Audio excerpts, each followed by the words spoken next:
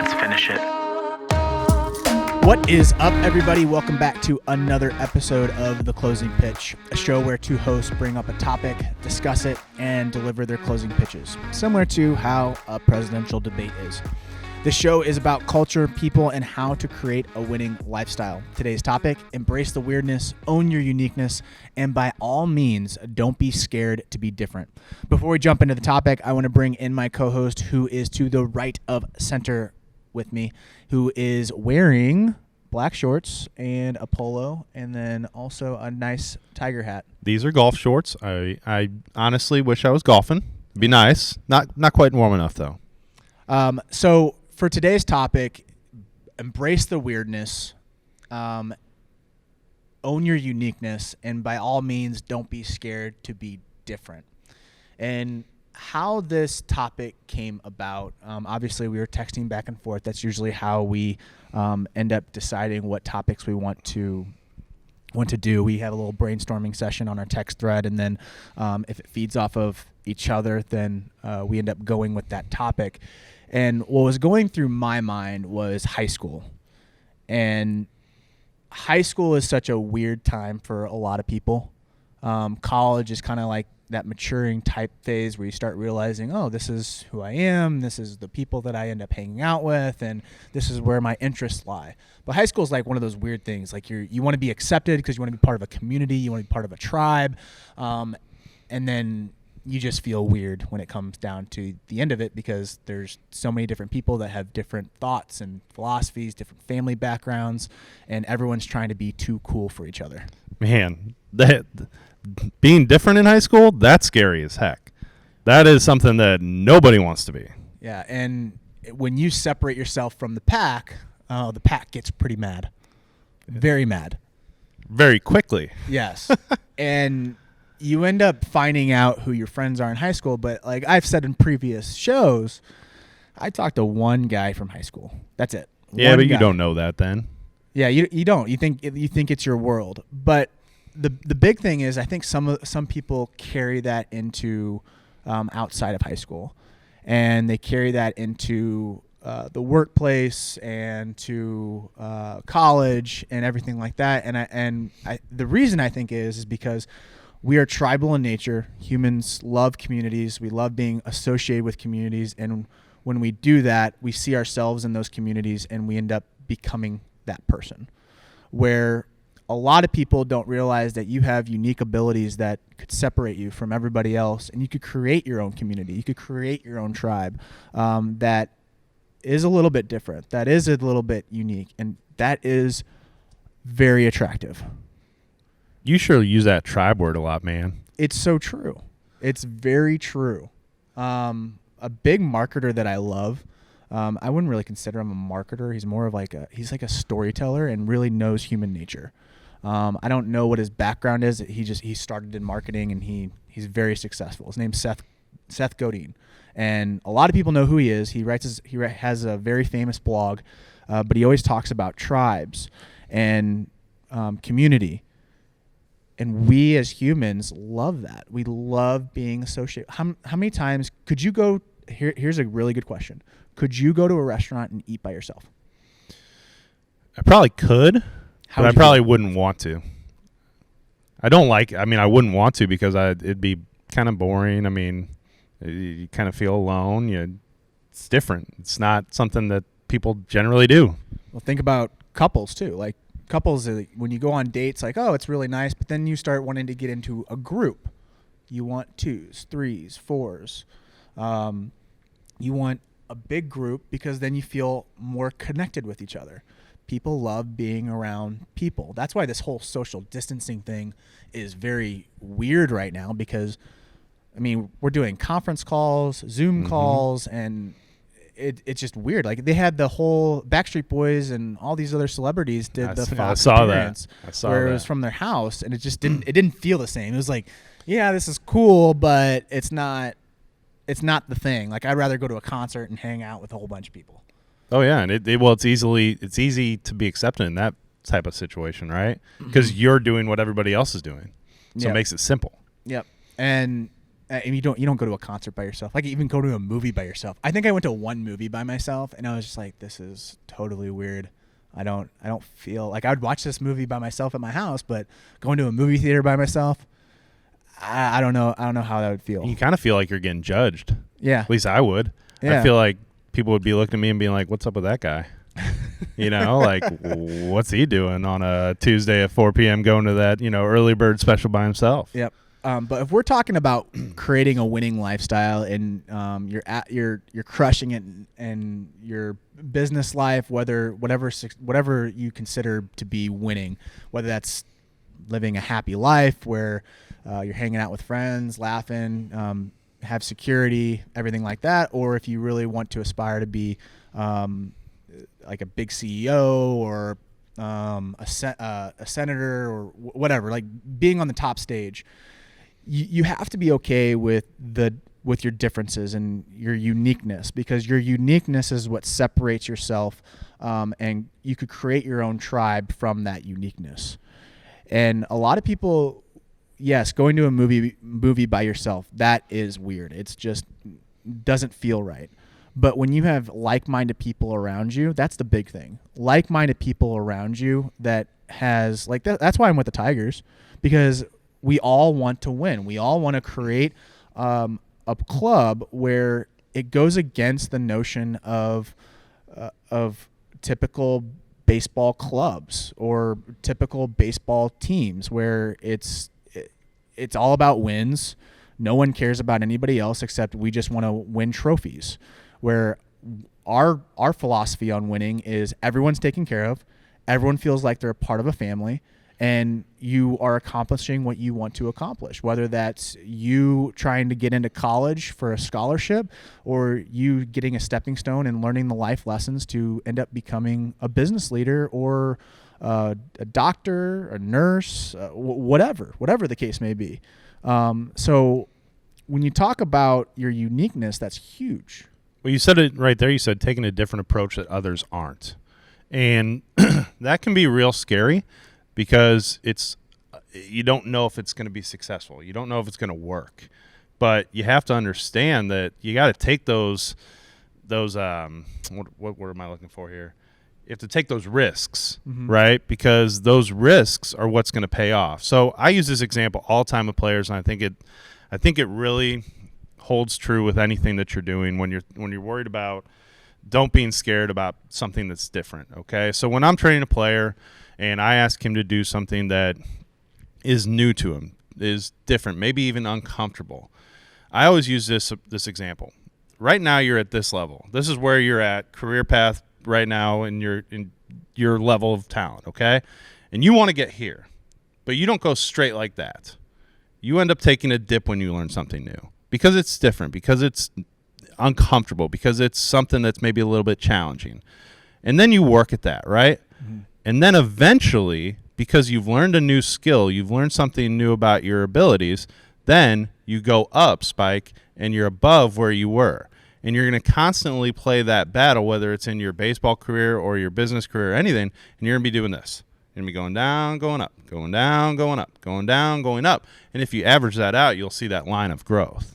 So me going onto my computer, because I always love referencing things on the internet, because that just it triggered something into my mind. It's going to be kind of a side note. I don't know if it's going to have any value add to that conversation, but it's a really interesting topic. Cliffhanger right now. I know, right? So it's called the Dunning-Kruger effect, and I'll share this on the screen for people that are watching on YouTube.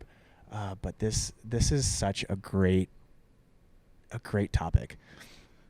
So let's see. Okay, it's up there.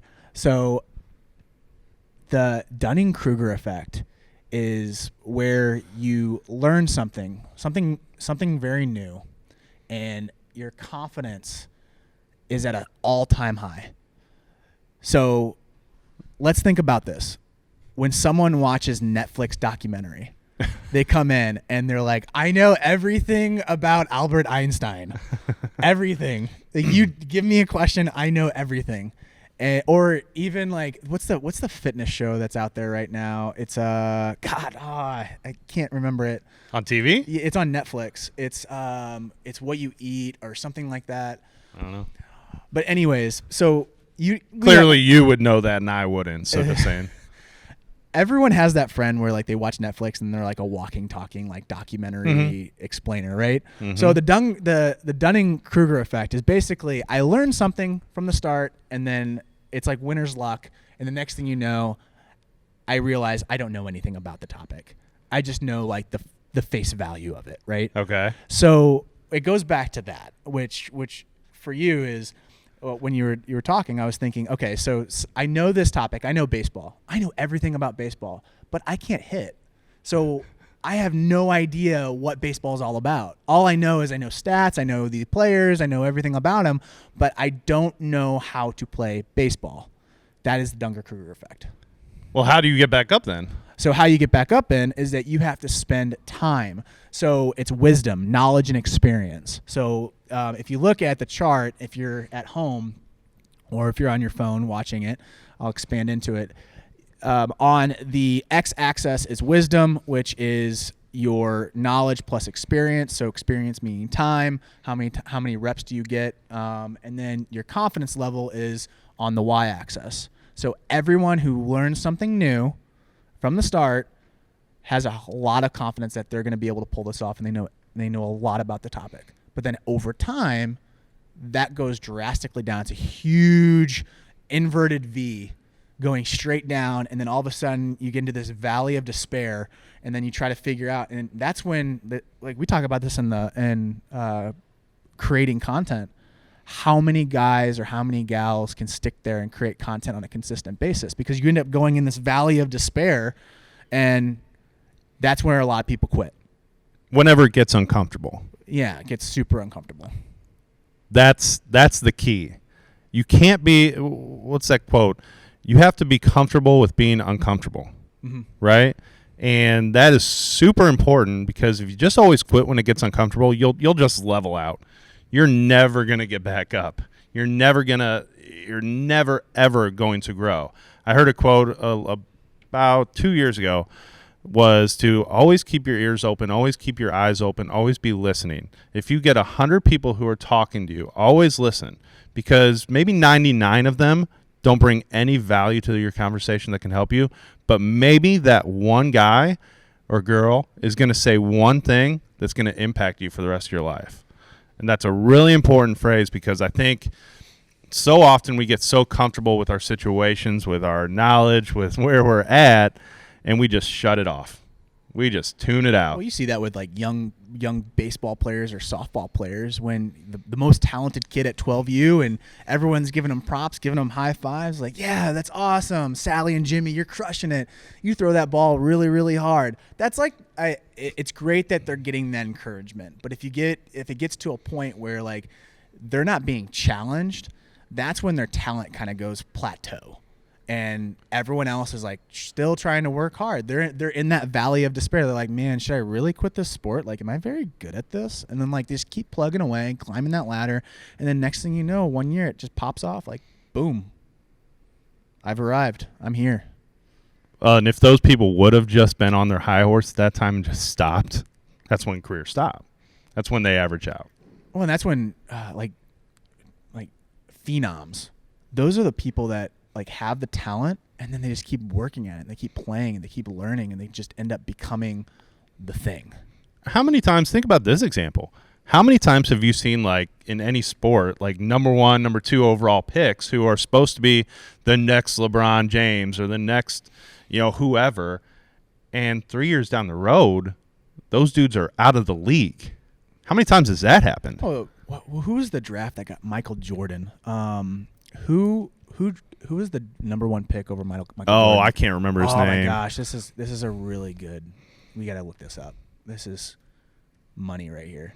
So Michael Jordan draft was 1984. He was pick number 3. Who were 1 and 2? Oh gosh. I remember the dude who was number one. I don't remember his name, but I know he was like obviously super crazy talented.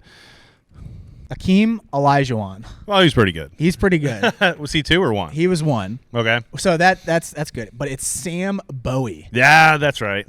Sam Bowie. Yeah, I don't think he lasted that long. Oh, man. Portland Trailblazers, right? Yeah, and the Trailblazers are probably kicking themselves for not picking Jordan. Yeah, and you see that too with the NFL draft. I mean, there's been a number of instances there. I mean, if you look up ESPN, like, worst drafts of all time, I'm sure you could figure out, like, who was – I mean, Albert Pujols was – what was he, 14th round or something like that? Like, there's so many dudes that went before him, and he's the greatest – probably one of the greatest hitters of all time. Well, and I have to think that the difference between an Albert Pujols or the guy who goes in the first round – there's probably a lot of differences, but one thing's certain, that guy who went in the first round that kind of failed out, he probably didn't have people around him who were pushing him to always learn, to always be better. They're probably telling him that you got this, man. You got it all figured out. The world is your oyster. Well, the origin stories of those guys, like Michael Jordan, obviously everyone knows that. Ninth grade, he gets cut. Oh, yeah. And he literally forgot about that. He literally like went into the gym and was like amazed that he got cut, and he just worked his tail off and like, I'm gonna make sure that I'm on this team.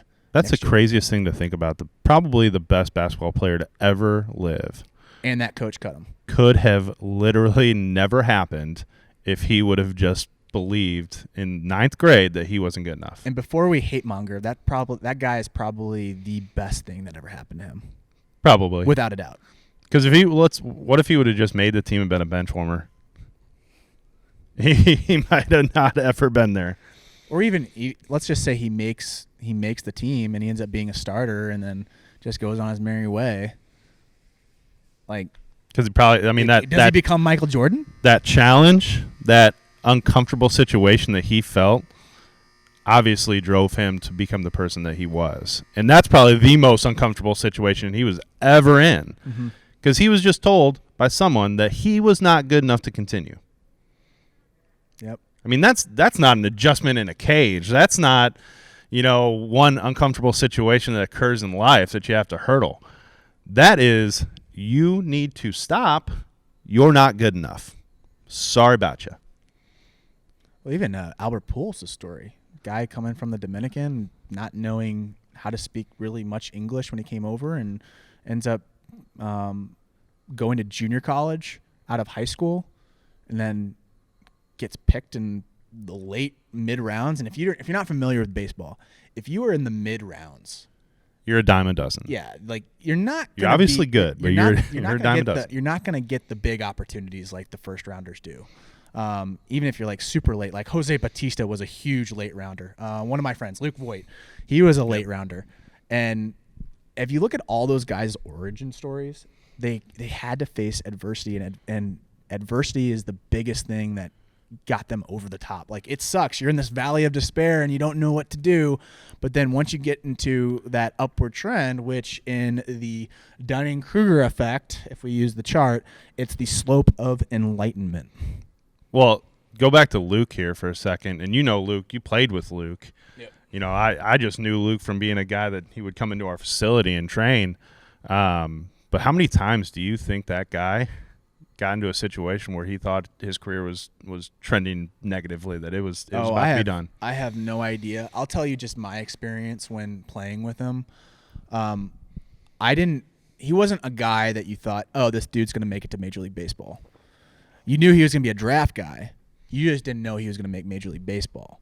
And I don't know. I haven't known many major leaguers like before they became major leaguers. But the guy that was on our team that was supposed to be Pierce Johnson, he made it to the big leagues. Like, you knew that guy's going to be a big leaguer. Just his stuff was just unbelievable. But Luke was just like, he's a big guy. He really worries about catching a lot. Very good catcher. A lot of people don't know that about him. He was a stud catcher in college. But like hitting wise, it was like, yeah, he's got impressive power, but he was just like, he's okay. And then when he got to minor league baseball, I'm like, who is this guy? Unbelievable. Let's go. Because he was probably willing, and I don't know him, but he was probably willing to just do anything at that point to make it.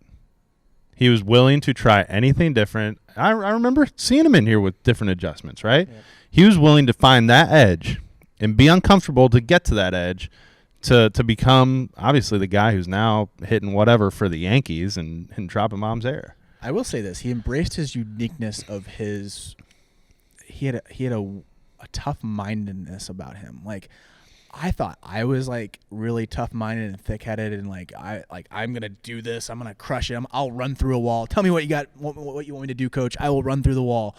But his mentality was just – like, if me and him got in a fight, I don't know who would walk away. I think he would probably walk away. He's a little bigger than you. And I would be on the floor just bloodied. But, like, and it's just that mentality. Like, he will look at you, and if you're, like, 7 foot tall, he'd be like, all right, I'm going to take you down. I mean, look at he's in the major leagues. He probably, when he faced Verlander this year, he probably was like, all right, this is Verlander. Who cares? I'm going up against you. I'm going to hit one over your head. Yeah, that confidence, man. It's crazy. It's that uniqueness, and like he didn't hide it. He was all in on it. He's like, this is who I am. This is what I do. I'll be in the facility before you, and I will outwork you. I'll be in the weight room, and there would be many times he would beat me, and I was a guy that got there early. There's many times he beat me to the weight room, and he would work out after road trips. Like we'd get home, and he'd say, hey, 20, who was our assistant coach. Can you leave it open for me? I'll lock up on when I leave. And then he'd work out. It's a separator, man. It makes me think of this situation. Me and you listen to this guy on a podcast, Andy Frisella, who's the president of First Form and owns Supplement Superstores. I don't mind promoting it. Go listen to his show. Yeah, you should. Be careful. He does curse a lot, so you don't want little ones in the room. Just to be totally transparent, but he is a game changer when it comes to mentality. So he shared a story of his path, and it was so fascinating to me, to where at one point in his business career, he was so in debt, so just broken down, and his stores were failing. He owns Supplement Superstores where they sell supplements, and it just wasn't working. And he could have easily quit right there, but he decided to work through. Obviously, that is about, just like in Michael Jordan's situation, probably one of the most uncomfortable, scary situations that he probably ever had in his life. I've not ever been there, so I don't know what that feels like. But he had a choice. Is he going to work through that? Is he going to find something that's different, unique, and create it and make it better? Or is he going to quit?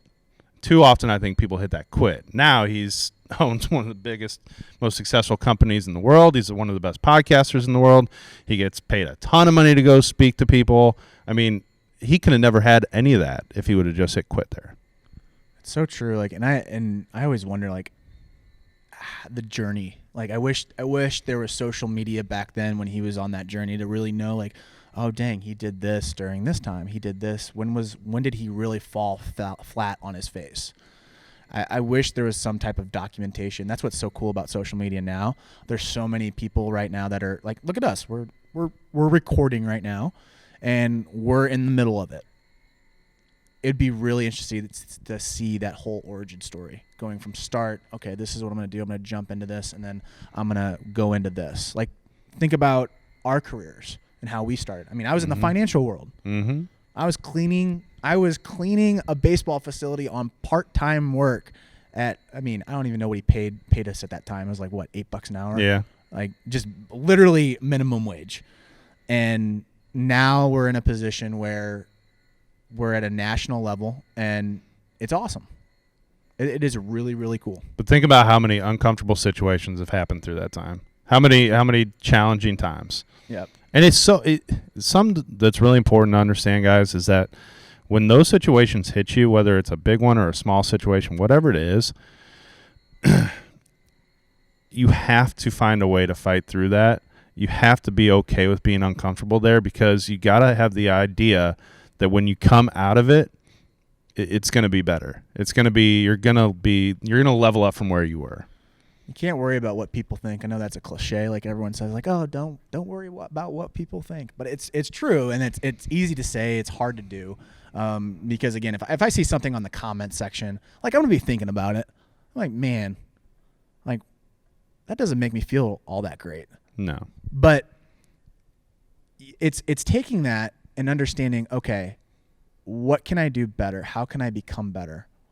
What topic do I need to discuss? What thing do I need to do? Like, that's the big thing is, yes, don't care what people think, but you still got to take that criticism in stride. Well, it might be a cliche, Spike, but think from a team perspective. You got 15 guys on the team. How many of those guys actually do that? Oh, my gosh. I feel bad for the player that has to go into a car and then their parent just literally says, you could have done this better, you could have done that better. But, I mean, it's an opportunity because so many players don't do that. Yep. You know what I mean? They don't think like that. So when you're listening to this, think about yourself and your situation. Think about all your peers who are around you, and think about are they willing to be that uncomfortable to gain, or are they just going to be normal, average? Are they just going to roll with the flow, stay even keel through it, or are they going to fight during those tough times to be better?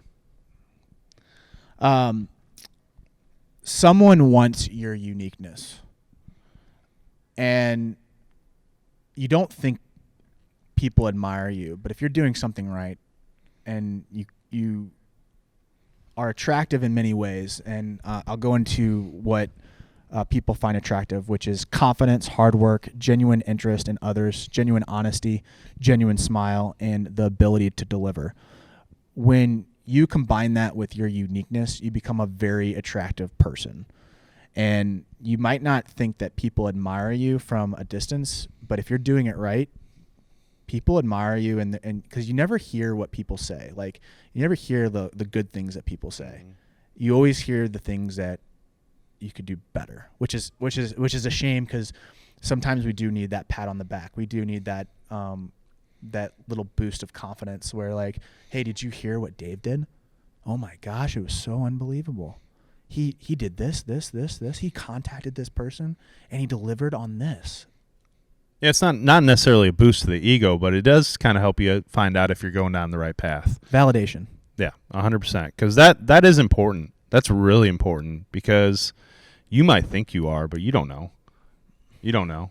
Yeah, that's really, really important. Yeah, so I want to go over that things that people find attractive, because this is going to help out a lot of people. And this is coming from observation from me, but also coming from a lot of the thought leaders that I've followed over the years. And I want to repeat them. It's confidence. Confidence is always number one. If you have confidence, people are going to gravitate towards you directly. And then hard work, genuine interest in others, genuine honesty, genuine smile, and the ability to deliver. I wanted to put ability to deliver at the very end because people struggle with that today. How many times do you go through life and then you have that person, like, they end up saying something and then they don't deliver on it. Mm-hmm. So always deliver. If you're able to do that, you're going to gain a lot of trust in your tribe, and you're going to create a community around you, because people are going to trust you. And they're going to, like, hey, I need this done. I'm going to Dave. Dave's going to get this done. I know he's going to get this done. I have so much confidence in him because he's delivered over and over and over again. And if you don't deliver, what are people going to think then? They won't go to you. Like, it, and you won't notice it. You won't notice it. If you're not aware of it, you will not notice it, by far. If you do not have people come up to you and saying, hey, can you do this? And you haven't had that for like a month, there's something wrong. Here's the easiest example of this from a coaching perspective. Unfortunately, this does occur. When you tell a player to do this or try to help him over and over and over, and he just continuously ignores it, what does a coach do? He goes silent on you. Most players think that's not a bad thing. Oh, coach obviously isn't, like, he's not that worried about me. I must be doing well. Silence is 100% the worst thing that can happen. If a coach just stops talking to you, it's because you're not willing to deliver. You're not willing to adjust. That's terrible. It's a really bad feeling. And you don't, and like you said, you don't know it.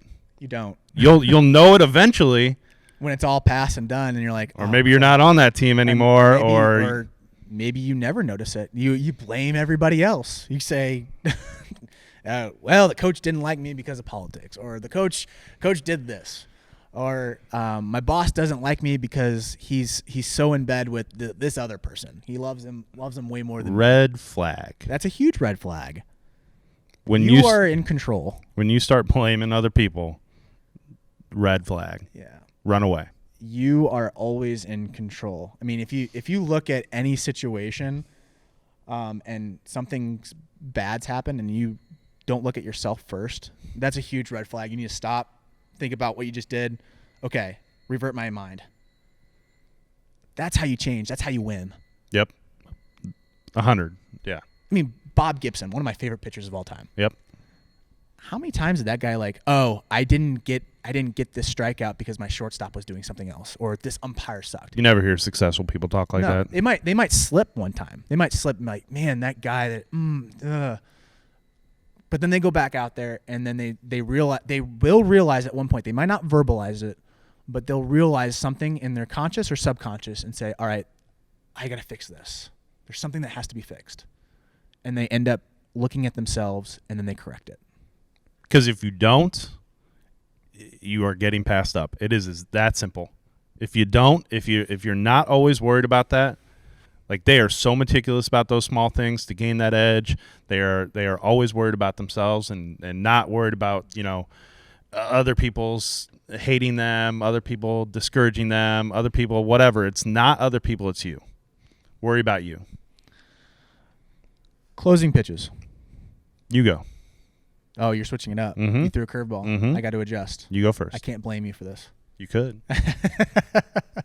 My closing pitch is look at the Dunning-Kruger effect and think about things that happened in your life where you thought you were an expert, and then you literally dropped off, and then you end up becoming in the valley of despair. And then look at the times that you quit and the times that you didn't quit. And then you'll realize, oh, this is what I should have done in this situation. And then you'll end up getting into that enlightened slope where you're moving up. So my closing pitch is please open your minds, Google Dunning-Kruger effect, and kind of look at your life and reflect. My closing pitch is this: associate being uncomfortable with growth. That when you are constantly putting yourself in situations that are different, associate that with growing. Associate that with getting better. Because if you always are so fearful of those different uncomfortable situations and you associate that with something negative, you're flatlining. You're just going like this. Associate uncomfortable situations and different situations with growth, with being better. I know that was your closing pitch, but I got to mention one thing. My mom was a school teacher, third grade school teacher. She was an entrepreneur, but she ended up going back down and teaching children. And she would always say that if you're not frustrated, you're not in the learning process. I like that. I think that encapsulates it. Yep.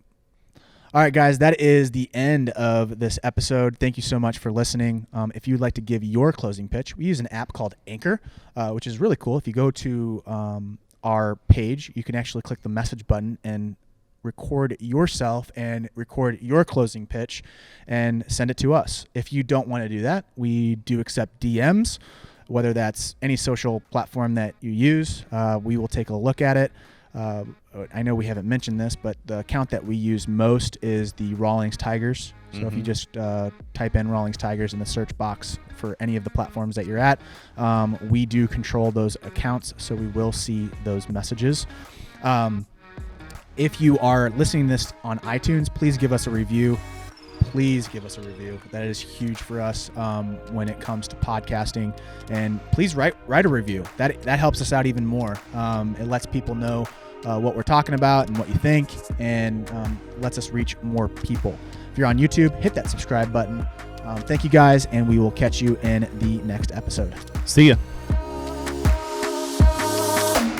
Thank you for watching or listening or both to The Closing Pitch. If you would like to get your closing pitch featured on the show, we use a podcasting app called Anchor where you can submit your statement or question via audio. Or what you can do is comment in the comment section of this post. We also accept direct messages. Please give us the A-OK if you do send us a DM to use your statement or question on the show.